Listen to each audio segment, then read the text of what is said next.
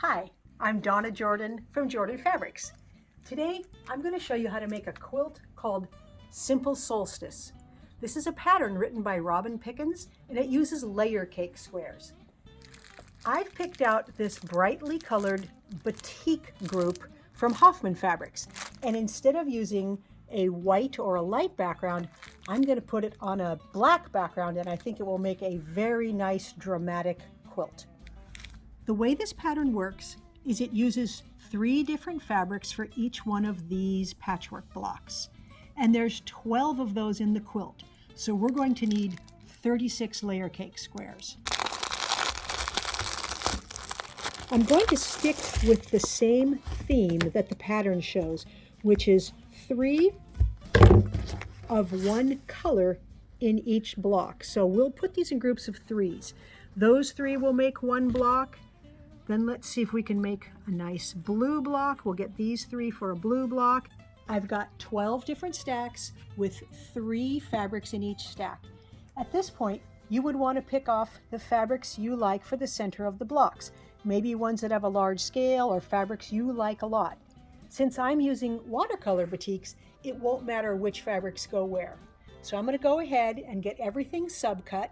And I can't give you all the sizes because it's not my pattern, but Robin Pickens patterns are very easy to follow.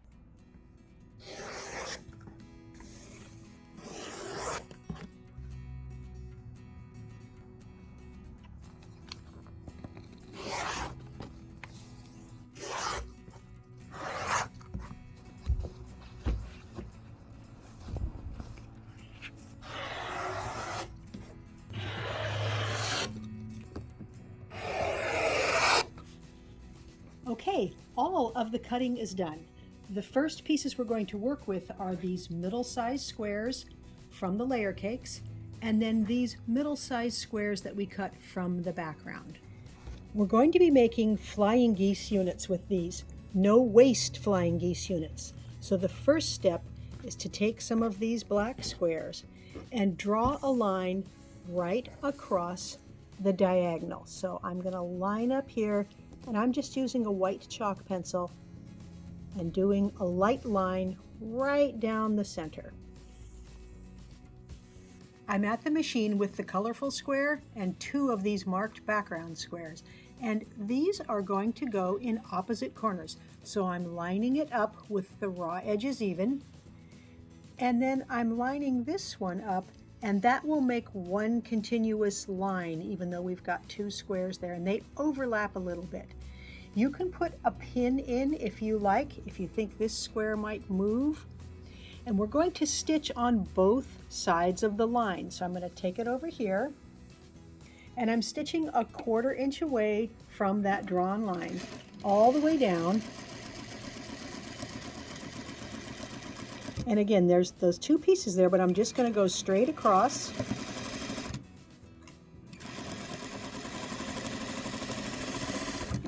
Spin it around and then go up the other side.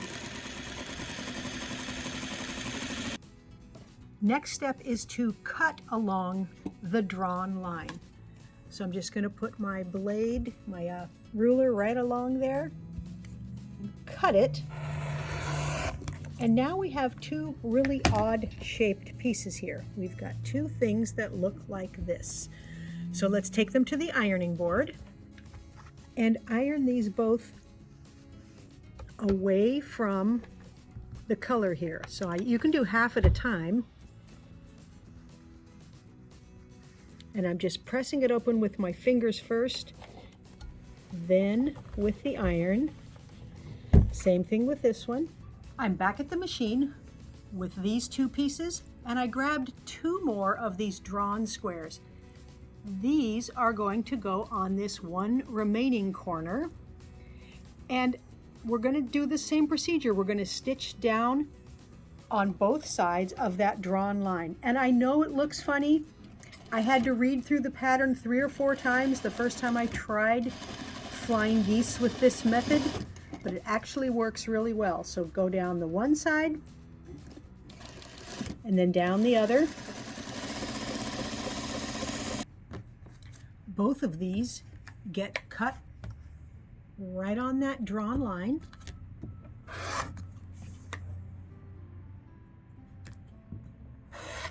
And now look at what we get. We have 4 pieces, and each one is a flying geese block, and there's absolutely no waste. All we have to do now is iron this up and trim off those dog ears.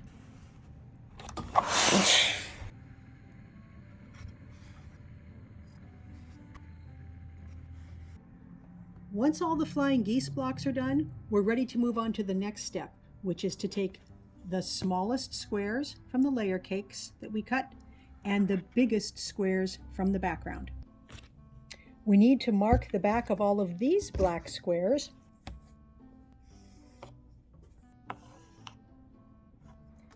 I've got a colorful square and a background square. These get put right sides together, and we're making half square triangles. So that means we stitch a 1/4 inch away from the line, just like we did with the last step. Swing it around and down the other side.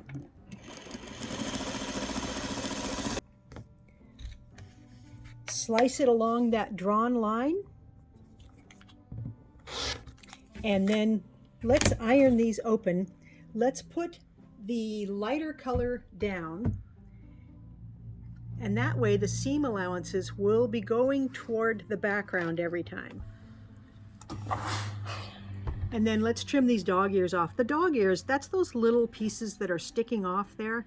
And when you trim them off, it makes the block nice and neat, and it reduces the bulk when you come to put this into a quilt. Once those half square triangles are done, we're going to move on to the largest layer cake squares and the smallest background squares.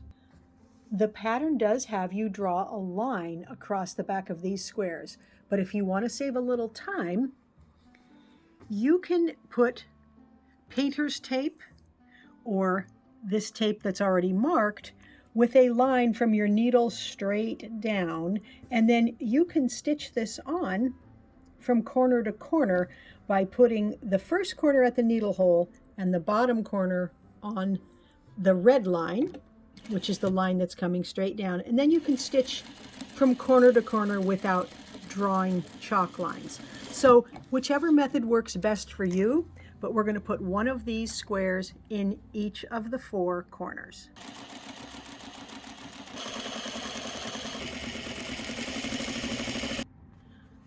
Press each of the squares along the stitching and give it a little steam so it stays nice and flat.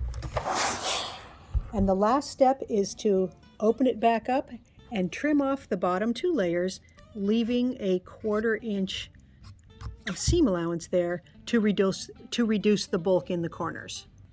Once those are finished, we have all the parts and pieces we need to make our bigger patchwork block. Since I'm sticking with each block being one color, I'm going to use this green, and then I've got 4 flying geese units here, also green, and 4 half square triangles in the greens. Again, you can mix your colors up if you like, but I'm going to stick with one color in each block.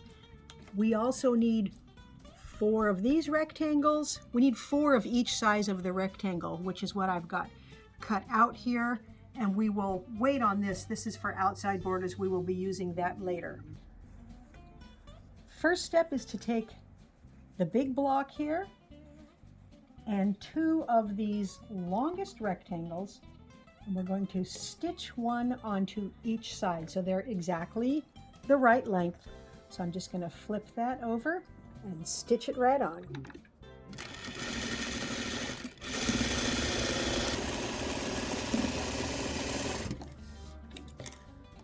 Let's press the seam allowance away from the center. So I'm just finger pressing it right now. So I'm pulling it open and drawing my fingernail or the pad of your finger right down that seam.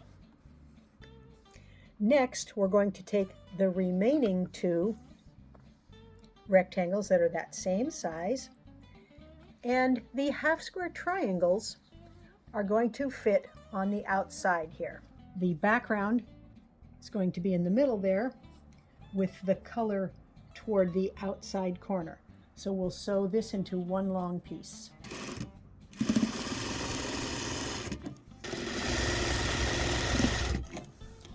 These seam allowances are both going to go toward the center. And the reason we want to put these towards the center is because when we go to put this piece onto here, now our seam allowances are going in opposite directions, and it'll be really easy to match all these intersections and to get everything to lay nice and flat.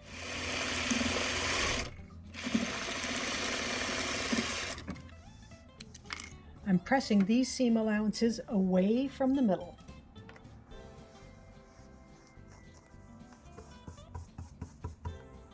Let's set this aside for a minute and we'll work on these guys.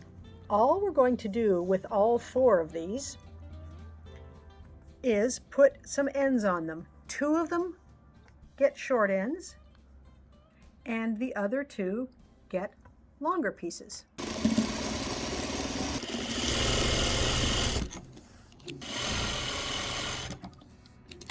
All of these seam allowances will go away from the middle.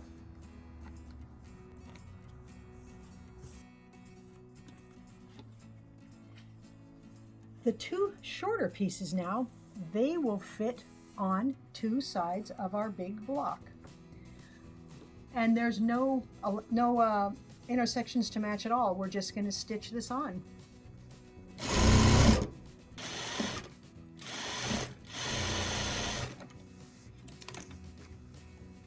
We're also going to finger press these both away from the center.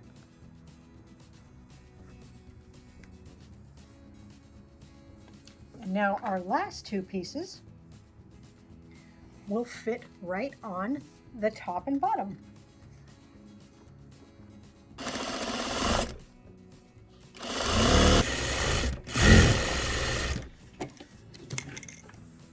Finger press this seam away from the middle, and we've got our first big colorful block all the way done. The blocks are all done. The layout is really easy. We're going to do 3 blocks wide and 4 blocks tall. There, all the blocks are laid out. I may trade some around. It actually looks pretty balanced already. I always like to stand back and make sure that the colors seem to be evenly distributed throughout the quilt.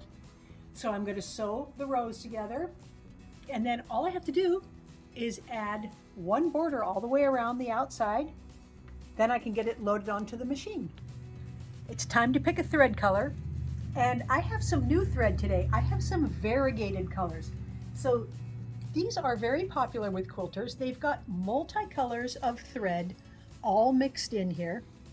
So when you quilt with it, you will see all those different colors. And this one would look really good. It's nice and bright. I do want to use something that will show in the black area.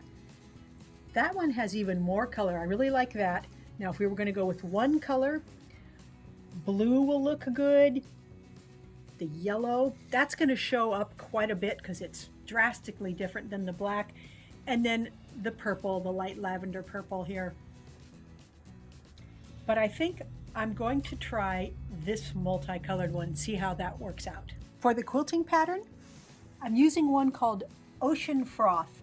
I like the way it has curly parts. I like these little things up here, and that should look good with the variegated thread on the black.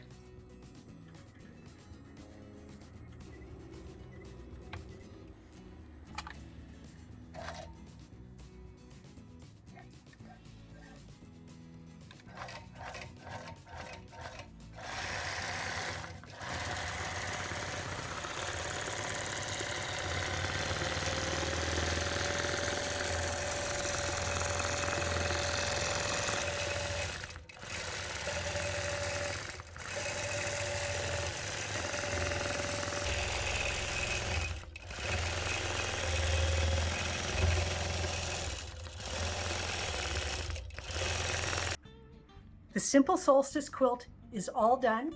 And each one of the blocks is so bold with these bright, bright colors. I do really like how the variegated thread breaks up that background so there's not a big black area there.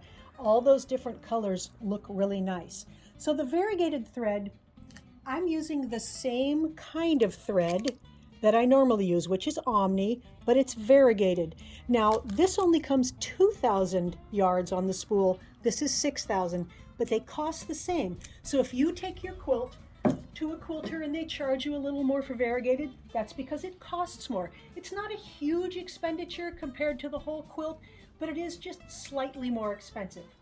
On the back side, I used this nice blue batik with all the little petals all over it, and a binding which is lavender, and it's got a little bit of blue in it, so it matches quite nicely. The quilt finished 69 by 90, so it's a nice generous size throw blanket. I can't remember if I mentioned the pattern also has directions for using charm squares to make a small quilt. I didn't make a whole quilt, but I made a table runner using charm squares, and this is how big each of the blocks turns out. And that is a nice size patchwork block. I was very happy with that size as well. Thanks for watching the video. We hope you enjoyed it. Now at the end of every video, we do a giveaway. Today's giveaway is a 5-star quilt. This is one made with Moda fabrics. It is called Kate's Garden Gate. And you can see the 5 stars, 4 in the corners, 1 right here in the middle.